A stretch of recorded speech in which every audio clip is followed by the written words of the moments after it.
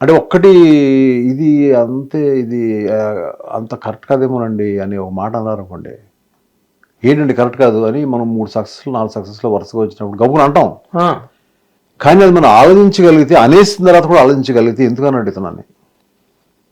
ఒకసారి అటు ఇటు తిరిగి ఆలోచించి వచ్చి మళ్ళీ ఆలోచించగలిగితే అలా సక్సెస్ఫుల్ మళ్ళీ తీసేవాలనుకుంటున్నాను నేను. వినడం మానేస్తాం ఒకసారి. శత్రువు పోలీసు లాగా తర్వాత అవ్వచ్చు, వరుస ఇప్పుడు నేను చెప్పిన 3 సినిమాల తర్వాత అవ్వచ్చు, ఎక్కడో మాట వినడం మానేసి ఉంటాం. అవి పాఠాలు అంచేత. కాదు మానేసి ఉంటాం కాదు, మానేసారా? అది నాకు గుర్తులేదండి. ఇక చేయవలసిన హార్డ్ వర్క్ చేసాం, రాత్రి పగలు రాత్రి కూర్చుని మళ్ళీ అదే పేపర్ తీసుకుని రాయడాలు, మళ్ళీ ఆర్డర్ రాయడాలు అన్నీ అంతే. ఆర్డర్ రాయడం వల్ల ఇది చేయడం వల్ల అది కాదండి. We need the right persons around us. Correct. Some persons 1, 2, 3 anybody. Like నా కెరీర్లో నేను దాసనారాయణరావు గారిని చూశానండి ఫస్ట్ టైం. మా నాన్నగారి సినిమా ఎమ్మెల్యే అడ్గోడల సినిమా తీసినప్పుడు నేను చూశానండి. గొప్ప మనిషి, 100 సినిమాలు అయిపోయినాయండి అప్పటికి. He had 8 people around him. 8 people. ఆయన ఎక్కడో కూర్చుంటే నన్ను కూడా మా నాన్నగారు తీసుకెళ్ళారు. అప్పుడు మరీ లాగులు కాదు కానీ కొంచెం ప్యాంట్లు వేసుకున్న రోజులే. మా నాన్నగారు తీసుకెళ్ళారు, రాయప్రాజ్ గారు తీసుకెళ్ళినప్పుడు ఎక్కడో వీజీపీలో ఎక్కడో డిస్కషన్ జరుగుతుంది. నేను అప్పుడు ఏమి స్టోరీ డిస్కషన్ వెళ్ళినప్పుడు చూడాల.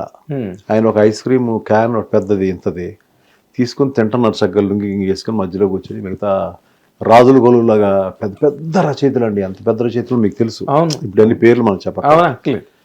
ఒకళ్ళు ఒకటి చెప్తున్నారు, ఈ సీన్ చెప్పారు ఈయన. నేను ఎక్కడో కూర్చున్నా పక్కన మూలన. అప్పుడు నన్ను ఎవరు కూడా ఎంఎస్ రాజు ఇలా ఉంటాడు ఇలా అవుతాడు కూడా ఎవరు తెలియదు. ఇలా కూర్చుని ఉంటే అన్నీ కూడా వింటూ ఆయన ఏదో చెప్పారు సీను. అన్నీ ఒక్కొక్కరు ఒకటి మాడతారు. ఆయన వాళ్ళు మాట్లాడతారు, వీళ్ళు మాట్లాడతారు. సరే కాసేపు నిద్రపోయి చెప్తాను.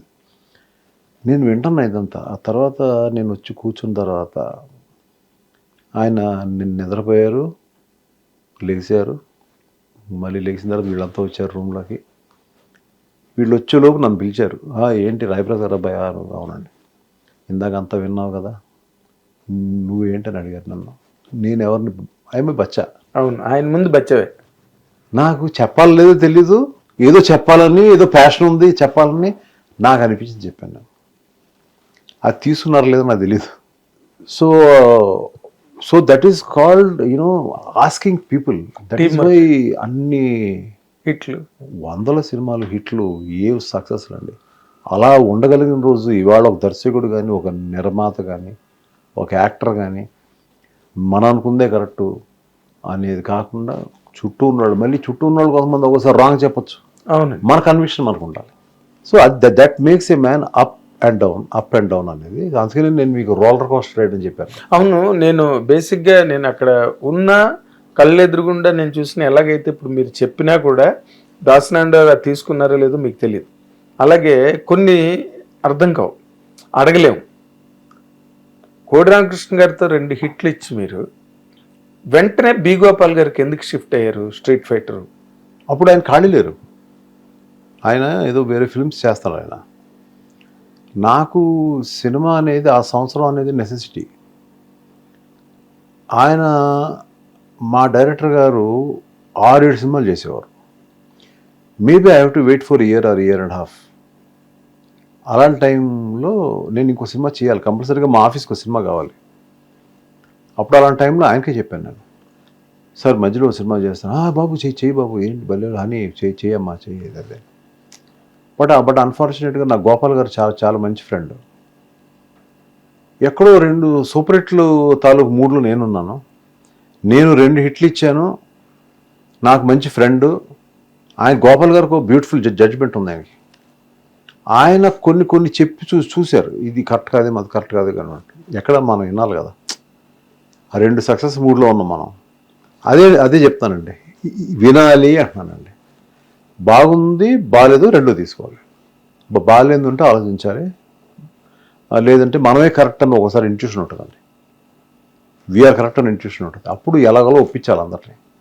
ఈ 2 థింగ్స్ నేనైతే నేర్చుకున్నాను.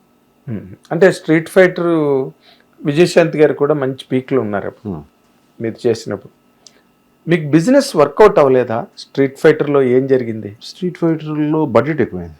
ఆ 2 సినిమాల సక్సెస్ వల్ల నేను చాలా ప్యాషనెట్గా ఇంకా ఖర్చు పెట్టాలి, ఆ యాక్షన్ పెట్టాలి, ఇది పెట్టాలి, హార్సెస్ పెట్టాలి, గుర్రాలు అవి అట్లా ఖర్చు పెరిగిపోయింది.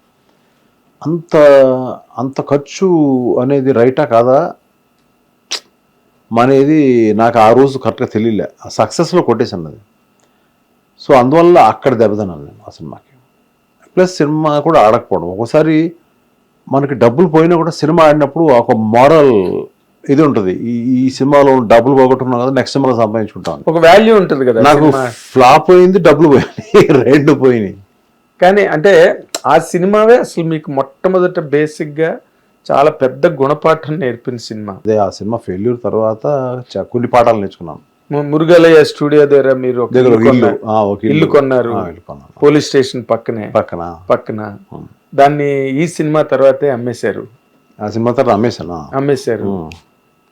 ఇప్పటికే ఆ నెంబర్ కూడా చాలాసార్లు మీకు చెప్పుంటారు, అందుకని మీకు నాకు ఎక్కువ గుర్తుపెట్టుకోను అలాంటి. అంటే కొన్ని ఇన్సిడెంట్స్ అవి పెట్టుకుని బాధపడుతూ లోపల. మీరు బాధపడితే ఇన్ని సినిమాలు మళ్ళీ వెంటనే మీరు మనసంతను దేవి తీశారు, మళ్ళీ దేవిపుత్రుడు మళ్ళీ దెబ్బ కొట్టినా మళ్ళీ మనసంతను వేతో మళ్ళీ బౌన్స్ బ్యాక్ అయ్యారు. అందులో మీరు చెప్పిన దాంట్లో గుర్తొచ్చే అంశం ఏంటంటే, ఒకటి నేను సాధారణంగా ఎక్కువ డ్రింక్ తీసుకోను. ఆ ఫెయిల్యూర్లో నేను ఐ సోల్డ్ 1 హౌస్. నేను బాగా ఇష్టపడి నా వైఫ్ కోసం ఒక ఇల్లు చేసుకుని, that was the first house of me. నేను అంతకుముందు మీరు న్యూగిరి రోడ్లో నేను ఒక ఇండివిజువల్ బిజినెస్ మ్యాన్ అయిన తర్వాత తీసుకున్న ఫస్ట్ హౌస్ అది. సో ఆ ఇల్లు అమ్మేసిన తర్వాత ఎక్కడో ఏదో పార్టీకి వెళ్ళాను. పార్టీలో ఒక 2 పెద్ద అగ్ర నిర్మాతలు 2 ఉన్నారు అక్కడ, పేర్లు చెప్పకూడదు కానీ. వాళ్ళిద్దరూ కూడా సైమల్టేనియస్గా నాతో పాటు వెళ్తున్నారు, ఆ సక్సెస్ దాంట్లో వెళ్తున్నారు. ఇద్దరు గబుకున మందులో ఏదో గబుకున it's not easy to make film లేకపోతే ఇంకోటి ఏదో అనేసారి మాటలు అన్ని చెప్పడం ఎందుకు కానీ మీరు హర్ట్ అయ్యారు. అక్కడేదో హర్ట్ అయిపోయి అక్కడ పక్కన ఉన్న బాటిల్ని అలా ఎత్తి తాకుండా వెళ్ళి బాటిలే తీసుకుని కారు ఎక్కి, ఆ టైంలో పోలీసులు పట్టుకోవడం వెళ్ళేవు కదా విపరీతమైన స్పీడ్గా. అక్కడికి ఆ క్లబ్ ఏదో ఉందండి, క్లబ్ నుంచి 18 కిలోమీటర్లు ఎంత ఉంది మైళ్ళు, వెళ్ళిపోయింది స్పీడ్గా. అప్పుడు రాత్రి 1 గంట కాబట్టి పెద్ద అటు ఇటు వెళ్ళి, నేను ఆల్రెడీ అంటే ఇన్సిడెంట్ అందరూ తెలుసు, చాలా పేపర్స్లో కూడా ఇచ్చాను స్టేట్మెంట్. ఇది వెళ్ళి కార్ అయిపోయాను, గేట్ తన్నుతున్నాను, వాచ్మెన్ ఎవడను ఎక్కడ లేతి అని ఫుల్ తాగేది. నేను ఎప్పుడు అంత మరి అంత అవుట్ ఆఫ్ కంట్రోల్ ఎప్పుడు నా లైఫ్లో ఎప్పుడూ లేదు. అది అన్న మాటలో ఏంటి నా పరిస్థితి ఏంటి అనే దాంట్లో గేట్ కొడుతున్నాను తీయట్లే ఎవరు. అక్కడే ఎదురుగుండా పోలీస్ స్టేషన్, ఆ పోలీస్ స్టేషన్ నుంచి కానిస్టేబుల్ నాకు తెలుసు అతను, సార్ మీరు ఇల్లు అమ్మేశారు కదా అన్నాడు. టక్కని ఒక్కసారి మైండ్ దిమ్మ తిరిగిపోయింది నాకు, మొత్తం మందు దిగిపోయింది. కొట్టే కారు ఉంది, అంబాసిడర్ గారు, దానికి ఆనుకుని నుంచుని ఇలా చూస్తున్నా, పైకి పైన ఉన్న నక్షత్రాలు చూస్తున్నాను. ఆ నక్షత్రాలు చుక్కలు కనపడుతుంది నాకు, కొట్టాలి అని ఒక వర్డ్ అనుకుని కారు ఎక్కి వెళ్ళిపోయాను. నేను ఏదైతే మళ్ళీ ఇంటికి ఏదో ఫ్లాట్కి షిఫ్ట్ అయ్యానో అక్కడికి వెళ్ళిపోయాను.